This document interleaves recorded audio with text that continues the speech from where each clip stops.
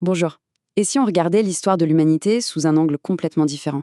Pas juste une histoire de technologie, de guerre ou d'empire, mais plutôt comme une lente, très lente, ascension de la conscience. C'est cette idée, cette théorie assez fascinante qu'on va déplier ensemble aujourd'hui. Une sorte de récit mythologique pour essayer de donner un peu de sens à notre présent. Il faut bien avouer que notre époque est étrange. D'un côté, on a atteint des sommets de progrès matériels. Pensez-y, la technologie, le confort, la sécurité, on communique instantanément avec le monde entier.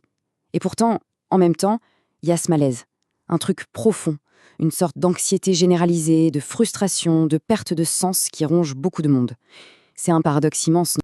Forcément, ce grand écart nous pousse à poser une question fondamentale. Si ce n'est pas le confort matériel qui nous rend plus heureux, alors qu'est-ce qui est censé évoluer à travers toute notre histoire? Eh bien, la théorie qu'on explore aujourd'hui propose une réponse assez radicale. Ce qui évolue, c'est la conscience humaine elle-même. Alors, avant de plonger dans cette histoire, un point super important. La source utilise un terme qui peut prêter à confusion, les races mères. Il faut être très clair, ça n'a absolument, mais alors absolument rien à voir avec une question d'ethnie ou de peuple.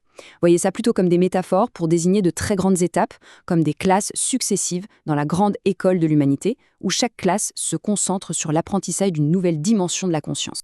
Et cette histoire, elle est vertigineuse. La théorie parle d'une première phase, celle des Lémuriens, entièrement tournée vers la prise de conscience du corps, des instincts primaires, de la survie.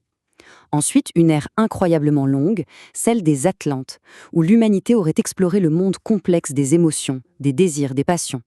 Et enfin, il y a nous, l'humanité actuelle, qui serait en plein dans l'étape de développement de l'intellect, de la raison, du mental individuel. Chaque phase construisant sur la précédente. Et là où ça devient vraiment intéressant, c'est qu'on peut faire un parallèle. Cette immense fresque de l'humanité, ce passage de l'instinct pur à la raison la plus complexe, eh bien on retrouve exactement le même cheminement dans le développement d'un seul être humain, de sa naissance à sa pleine maturité. On passe du grand au petit, du collectif à l'individuel. Ok, l'évolution de l'humanité, ça prend des millions d'années.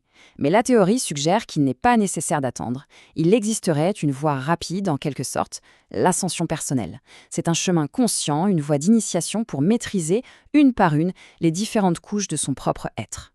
Ce chemin initiatique se découpe en trois grandes épreuves. D'abord, la première initiation, la maîtrise du corps. Ne plus être l'esclave de ses pulsions, de ses addictions, de ses besoins physiques. Ensuite, la deuxième, souvent considérée comme la plus ardue, la maîtrise des émotions. Apprendre à transformer ses désirs, ses colères, ses peurs. Et finalement, la troisième, la maîtrise du mental. Faire en sorte que notre intellect devienne un outil formidable au service de quelque chose de plus grand, l'intuition, au lieu d'être une machine à créer des illusions et de l'orgueil. Et tout ce travail personnel y prend une dimension toute particulière en ce moment.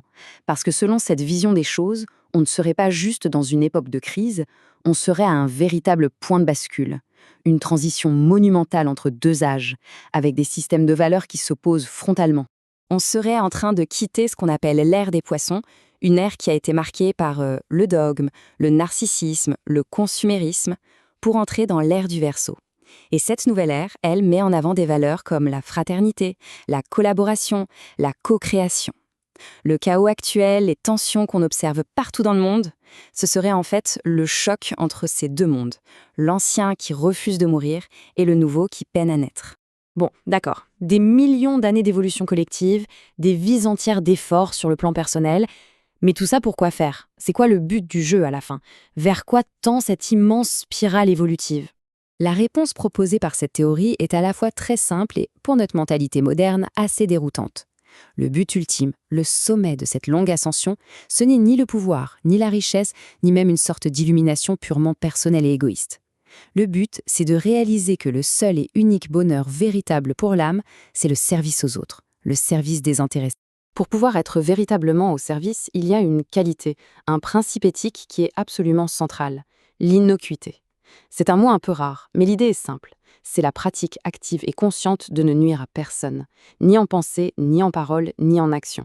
C'est, d'après cette philosophie, la seule et unique façon de cesser de créer du karma négatif, de sortir de ce cycle sans fin de causes et de conséquences qui nous enchaînent.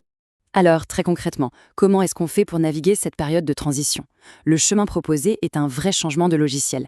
Ça passe par le fait de cultiver une mentalité du nous avant le jeu, de choisir systématiquement la coopération plutôt que la compétition, de commencer à se percevoir non pas comme un individu isolé, mais comme une cellule dans le grand corps de l'humanité. Et bien sûr, d'agir toujours, avec cette idée d'innocuité en tête. Pour finir, on peut ramener toute cette grande fresque cosmique à une échelle très personnelle. En regardant son propre parcours, sa propre vie, avec ses luttes, que ce soit avec le corps, les émotions ou le mental, une question simple et directe se pose. Quelle est la prochaine marche? Où est-ce que la spirale de l'évolution nous invite à aller? Juste là, maintenant.